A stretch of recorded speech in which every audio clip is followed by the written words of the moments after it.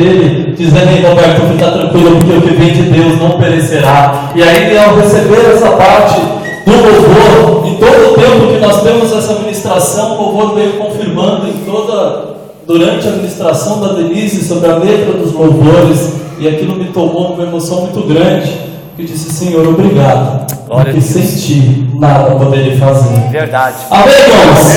Amém. Amém. Posso ouvir mais uma vez uma salva de palmas àqueles que são os aguardantes, aqueles que estão esperando pelo noivo, como foi citado pelo louvor, aqueles que estão esperando para serem colocados em um lugar de honra.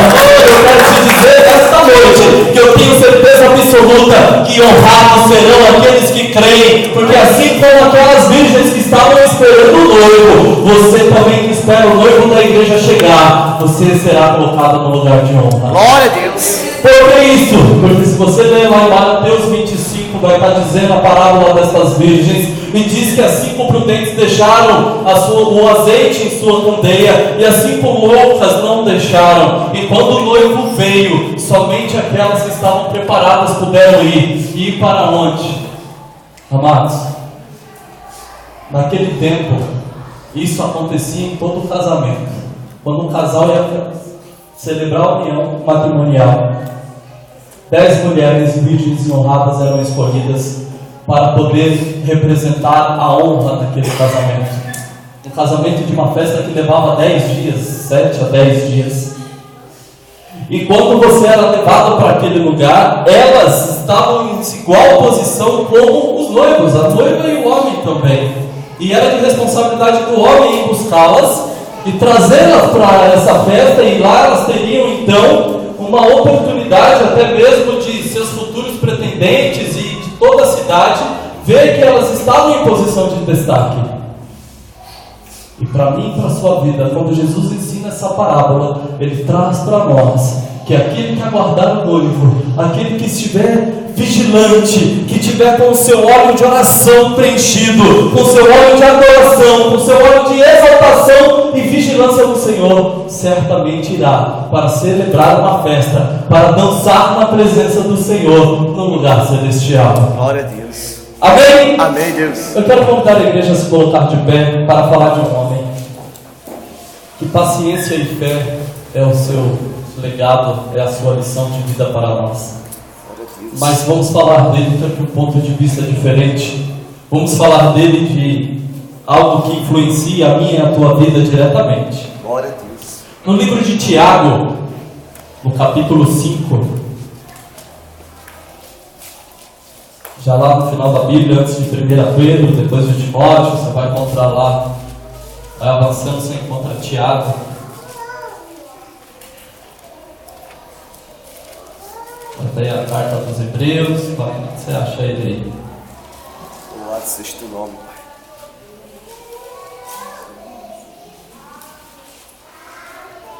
Vamos aguardar todos os irmãos.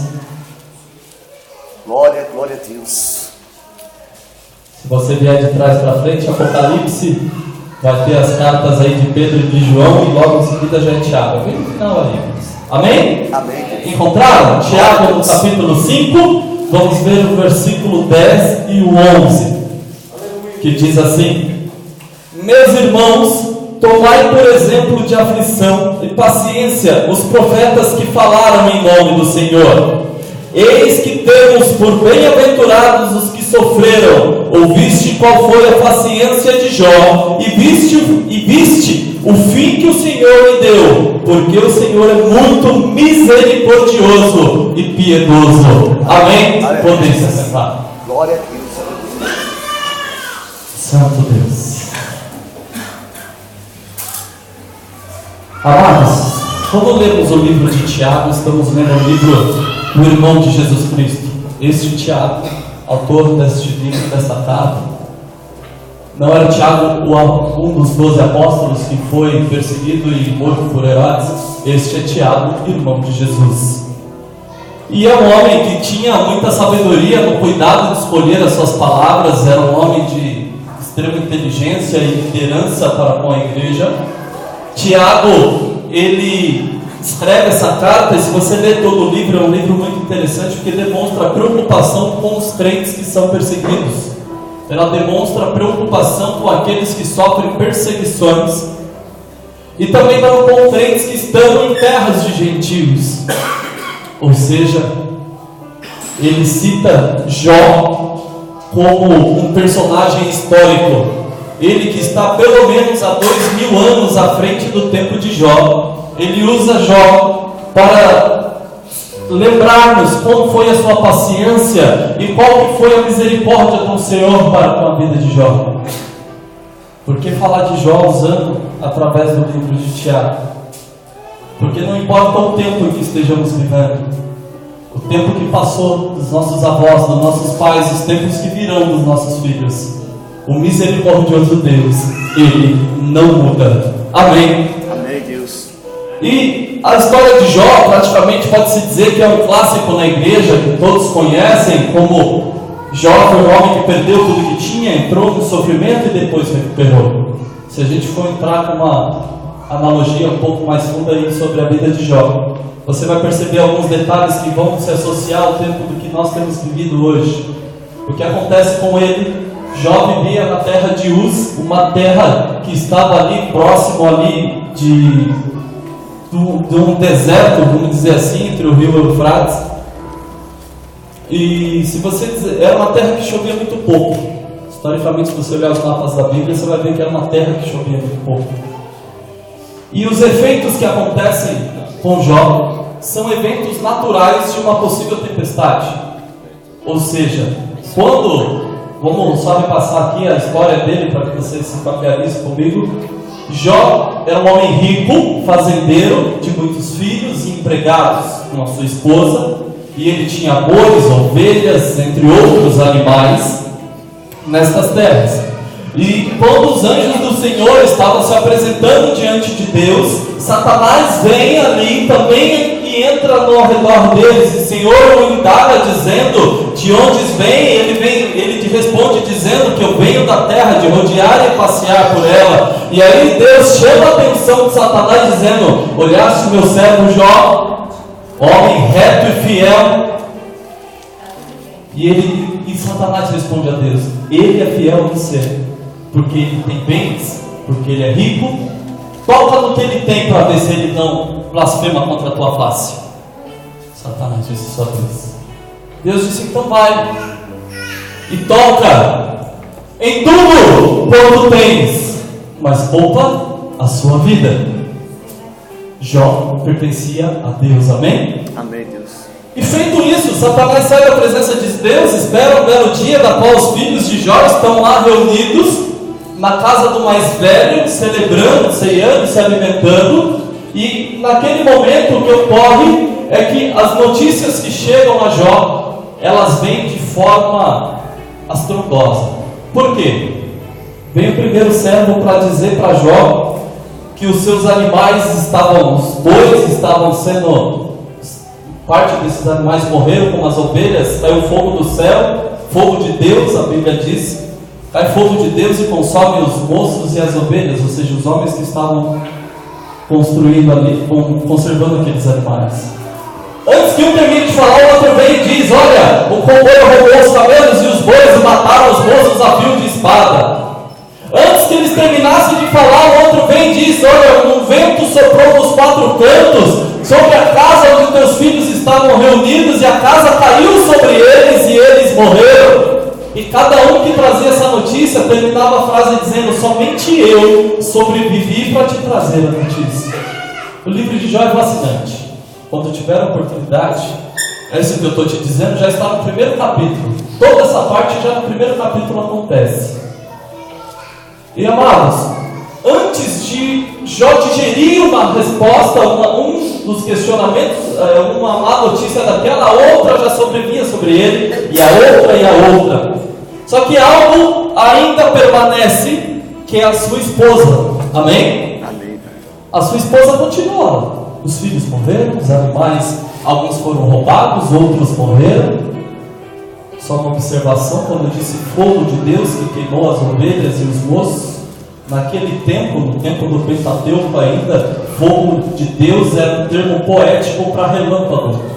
Ou seja, relâmpagos do céu desceram e consumiram aqueles animais. Não foi Deus quem consumiu aqueles animais. Verdade. E amados, a sua esposa fica ali. E aí eu te digo, será que ela fica para consolar a Jó? Será que a esposa fica para dar-lhe força? Ou será que o estrategista chamado Satanás, que quer confrontar e destruir, usa essa, porque ele tinha autorização até mesmo de Deus para tocar sobre ela? Deus foi claro com ele: toca em tudo quanto tens, mas poupa. A exclusividade de Deus era Jó. Verdade, Pai. E Jó, quando recebe a última notícia que seus filhos estavam mortos, era motivo para pessoas como eu, sem sombra de dúvidas, falha em fé, como sou, de me lamentar, muitas das vezes de blasfemar, ou de não acreditar que Deus me ama mais. Verdade. Jó raspa sua cabeça, raspa suas vestes, se prostra no chão e adora o Senhor. Glória a Deus. Jó neste momento está derrubado somente o alicerce de sua vida. Toda a sua história, tudo que havia construído já tinha desmoronado. Somente a sua base, que era a sua fé, existia. Satanás, ele ainda precisava de uma nova investida. Novamente, no momento de uma reunião de Deus com os seus anjos, da apresentação ali, ele volta de novo para poder, vamos dizer assim, conseguir uma liberação de Deus para fazer algo mais a Jó. Agora eu dou uma pausa nessa palavra. Onde vem a minha e a tua vida? Eu avisei para os irmãos, Jó era rico, não somente rico, ele era o mais rico de todo o Oriente.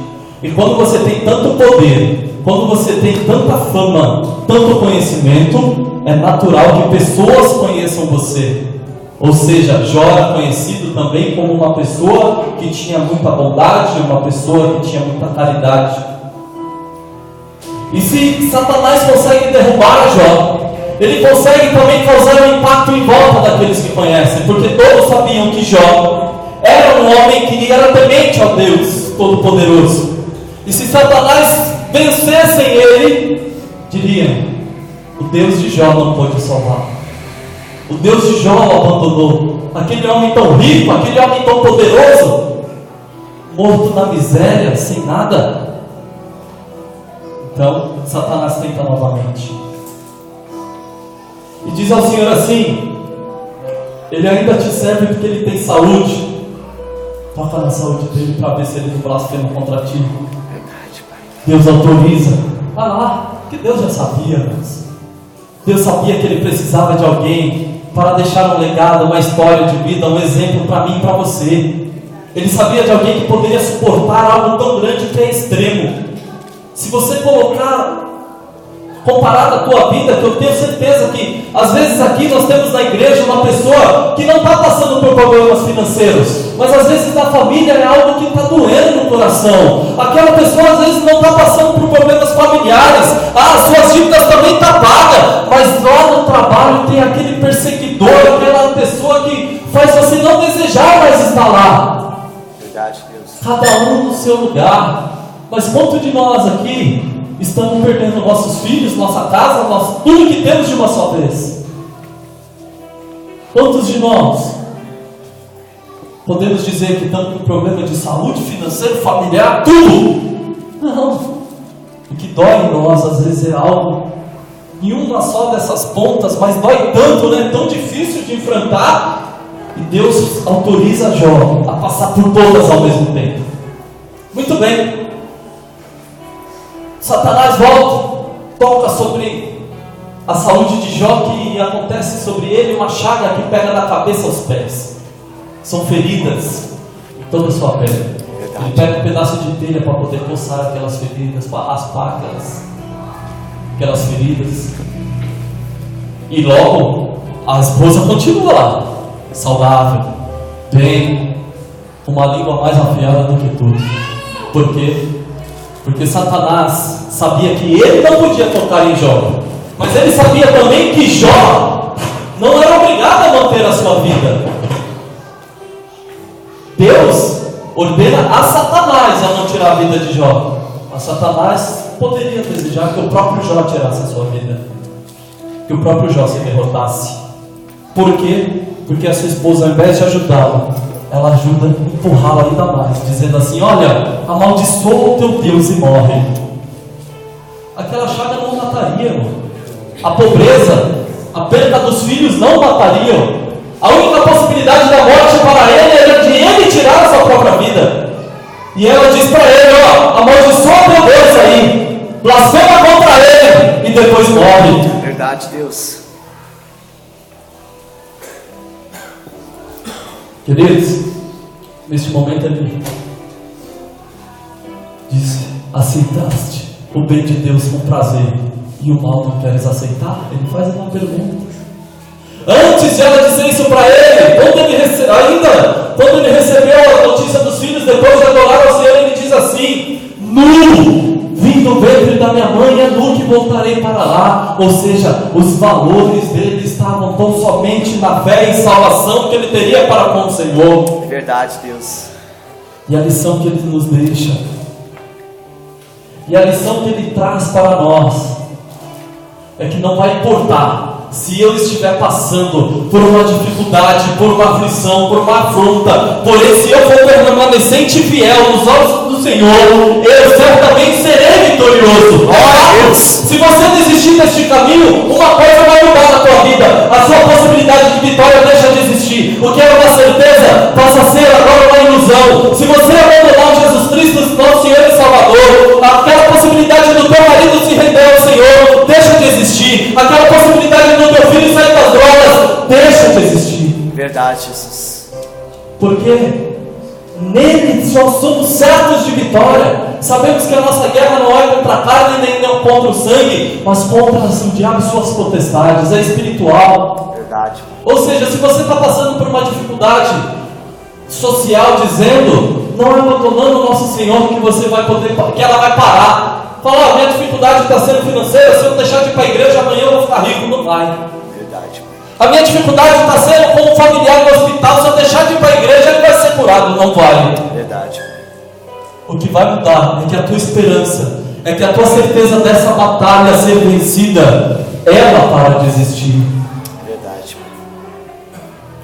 E amados, Jó continua então, durante a sua vida aí, nesse momento de aflição, como se já não bastasse a sua mulher querendo que ele morrer, dizendo para ele amaldiçoar a Deus e morrer. Tem 3 amigos dele que vêm para dizer: olha, você está sofrendo aí porque você está em pecado, então a gente tem que descobrir qual que é o teu pecado para que você pare com esse sofrimento. Temos que saber o que você cometeu, qual o pecado que é que você cometeu, para que pare o teu sofrimento. Verdade. E isso vai acontecer. Vai estar difícil, os acusadores virão.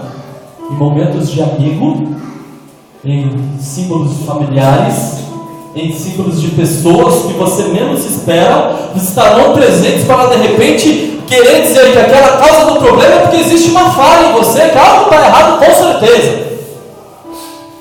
E aí, como nenhum dos 3 conseguiu convencer que Jó tinha algum pecado que ele sabia da sua vida para com Deus e sua vida para com a sociedade, ele era um homem reto diante de Deus e diante dos homens, surgiu mais um, para dizer: olha, está passando por essa situação porque Deus está querendo refinar você de alguma coisa. Deus está querendo te corrigir de algo.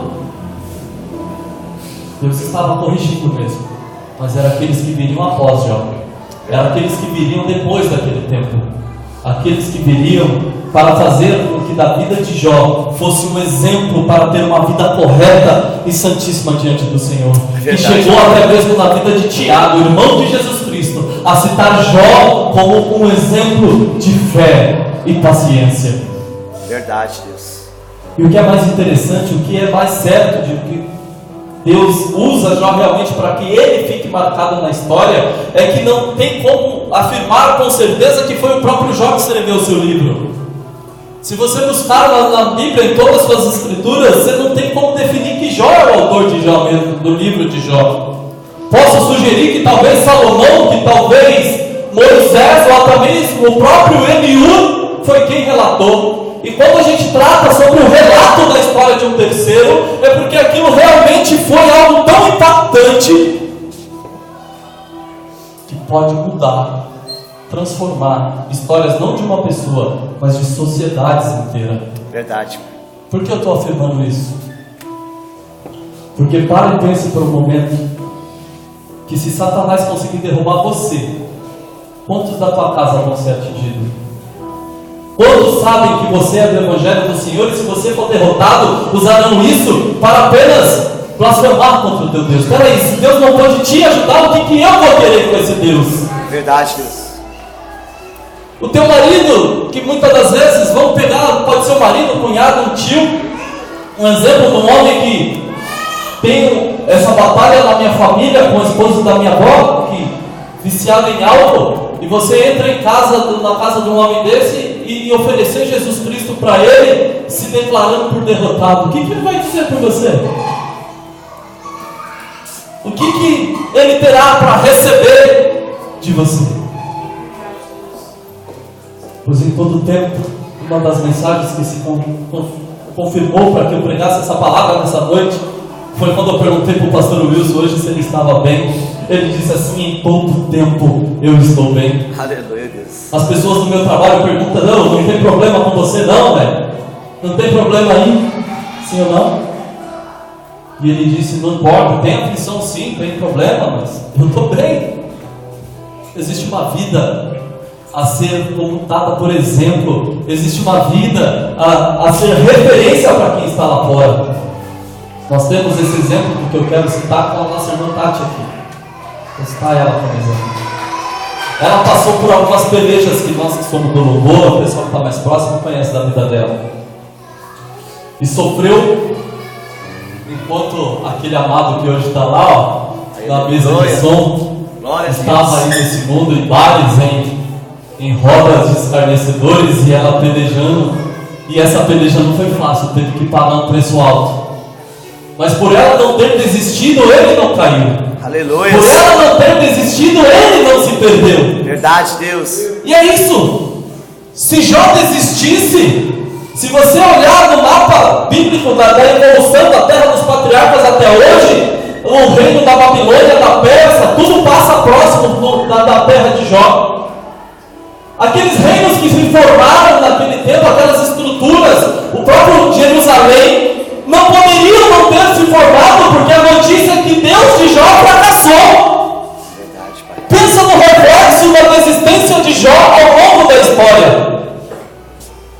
E se você vê, as perguntas, as indagações feitas no livro de Jó são respondidas na vida de Jesus Cristo. Ele mesmo questiona que alguém tem que nos ajudar a chegar a Deus. Quem foi que te leva a Deus hoje? Verdade, Pai. Ele disse: onde está Deus? Jesus Cristo fala onde está o Senhor. Aleluia, Pai. Jó é incrível, irmãos. Esse é um homem incrível. Verdade, Pai. E é sobre ele que eu quero que no teu dia a dia, eu quero te convidar e te oferecer que quando está difícil, trata essa dificuldade como algo pequenino. Lembre dele, lembre da história desse homem. Verdade, Jesus. Para te fortalecer, para te trazer esperança, para te trazer credibilidade, para te trazer força de vontade de vencer. Verdade, Pai. Nós temos que pregar o que vivemos. Nós temos que, talvez, quando se fala de Jó, o pregador, eu quero pegar um tempo e falar para o pregador: se você vai pregar Jó, fica fácil para ele. Porque é fácil, talvez, para quem, os pastores que estão aqui já tem esse ministério de pregação, você que está aí sentado também, que já tem isso sobre a sua vida, sabe que para tratar de paciência e fé, você pode fazer a igreja dar pirueta. Verdade. Sim ou não, pastor? Verdade. Sabe que é um assunto que dá para entrar no íntimo de tal forma que o Pentecoste virá. Verdade, Pai. Porém hoje, trago esta mensagem pela misericórdia do Senhor de um ponto de vista diferente, da influência dele sobre nós, do que eu posso fazer, de como a minha vida pode se formar em cima da vida dele. E temos vivido, como eu disse, cada um tem a sua dificuldade, e eu quero testificar para a igreja, através dessa palavra que se passou esta semana. Amados, a minha vida para muitos aqui já tem se tornado algo comum, que nós temos dado alguns testemunhos e já conhecem a minha história, e eu quero dizer algo tremendo do Senhor nesta semana. Eu cheguei na minha casa na quinta ou sexta-feira, na quarta-feira da semana passada.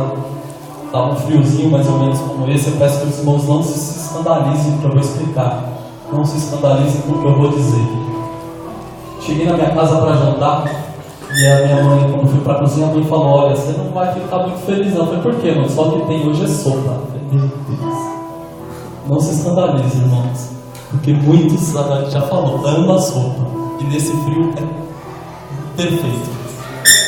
Só que eu tive algum tempo internado no hospital de uma cirurgia que fiz, e era olha, terrível, irmãos. E aquilo fica, né, no coração da gente às vezes. Eu peço mais uma vez, me perdoa. Eu gostaria também de ser apaixonado por isso. Não quero que os irmãos não se escandalizem. Só que foi uma situação um pouco mais delicada. Por quê?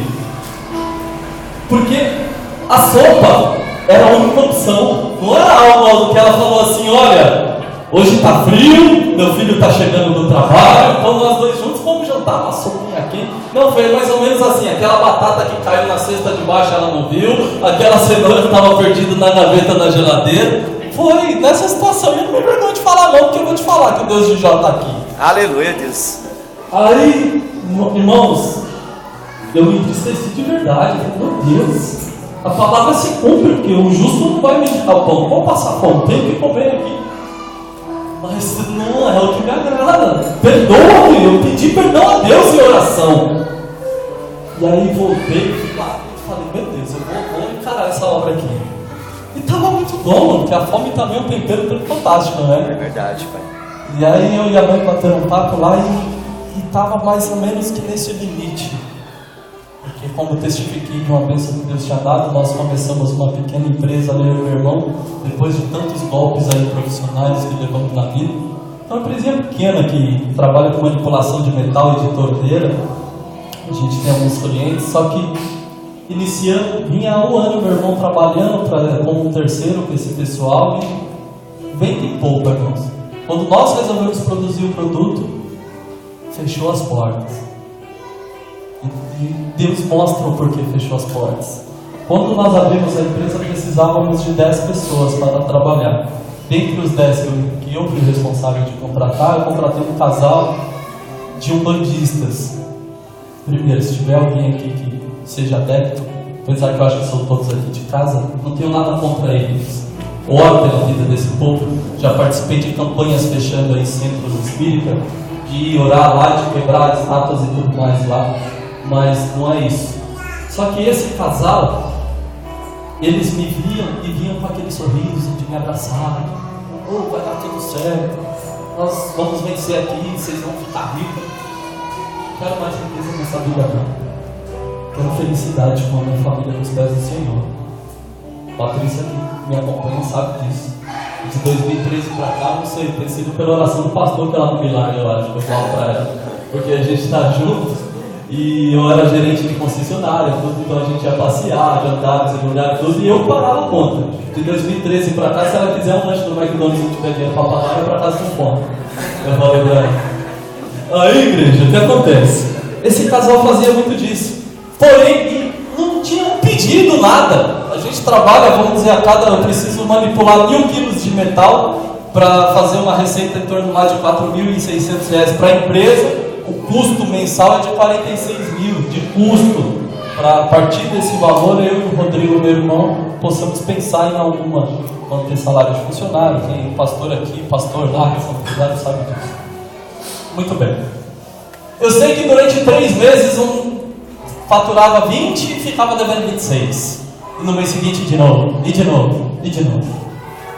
Até que chegou esse mês agora, estamos no mês de julho, e aí o marido desse casal de bandista confrontou o meu irmão.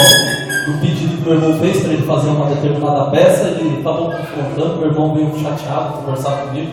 Puxa vida, a gente está correndo, tentando honrar aí o salário deles e ele me enfrenta dessa forma.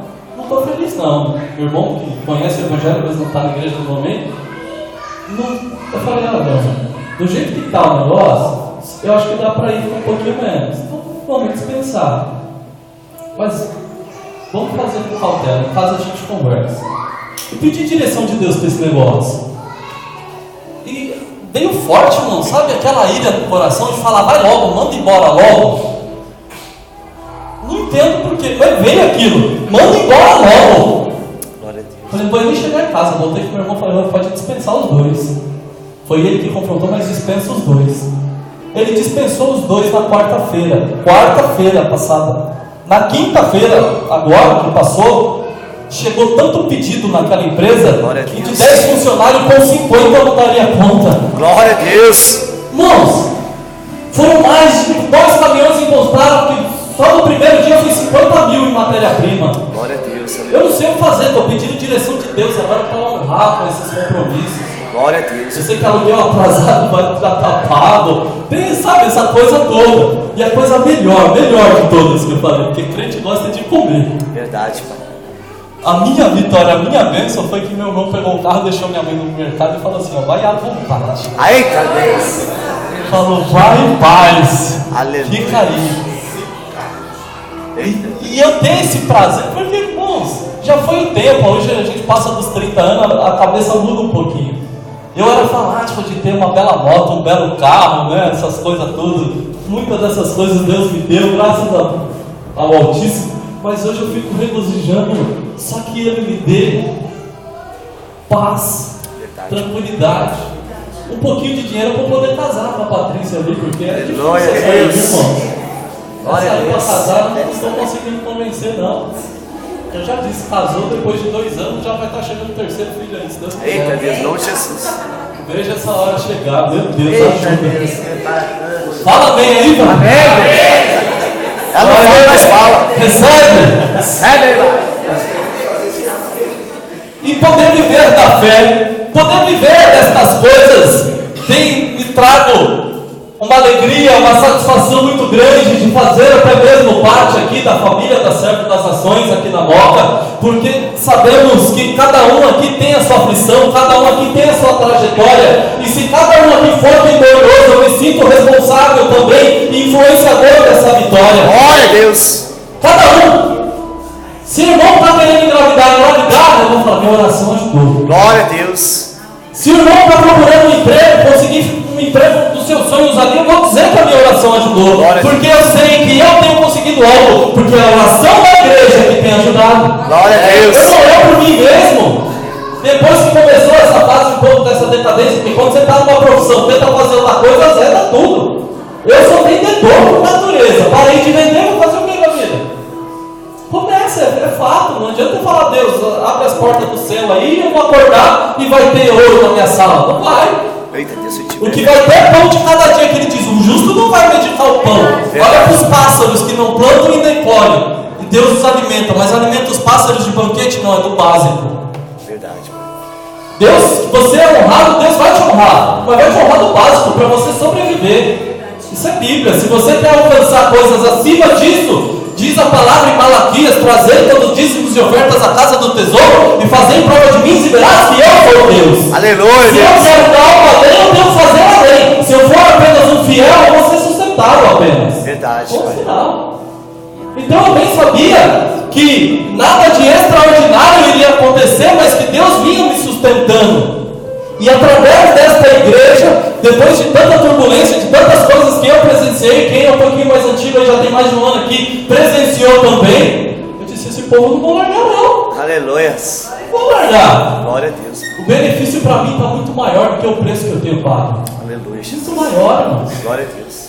Porque às vezes a gente conta assim, dá esse ar de, na empresa mesmo. Eu fui na quarta-feira e saí de lá no sábado, 3 dias dormindo lá. Porque eu precisava tentar pelo menos honrar aquele povo, né? Que agora tá me ligando, cobrando. Falei, Deus, não deixa eu me envergonhar do lado, agora me envergonhar do outro, né? Verdade. Porque antes eu não tinha pedido, agora não poder entregar, Jesus me guarda. Verdade. E é isso que o Senhor tem trago. Então hoje eu venho aos irmãos com uma palavra um pouquinho mais calma, Aleluia. mais branda, mas não se escandalize, irmãos. Aleluia, Pai. Não se decepcione de achar que você hoje estava esperando um grande movimento. Mas eu acredito que Deus falou em algum Eu coração. creio, Pai. Amém. Glória a Eu não Deus. tenho dúvida, eu não tenho dúvida disso. Eu creio, Pai. Que em algum coração aqui movido vai saber que esta luta não é nada, que pode uma batalha estar sendo oferecida e está sendo sofrida, mas a guerra do crente é certa a vitória do Senhor dos exércitos. Aleluia. Fato. E que esses banquinhos que ainda insistem em ficar vagos estejam preenchidos. E no meu coração eu digo que estejam preenchidos pelas pessoas que cada um que está aqui ama. Que seja um a mais de cada família. Um parente lá do que quer, outro parente aqui da nossa irmã aqui, e assim seja. Porque nós somos família. Nós somos família. Amém? Vamos colocar de pé em nome do Senhor Jesus? Glória a Deus. Louvado seja o teu nome, Jesus.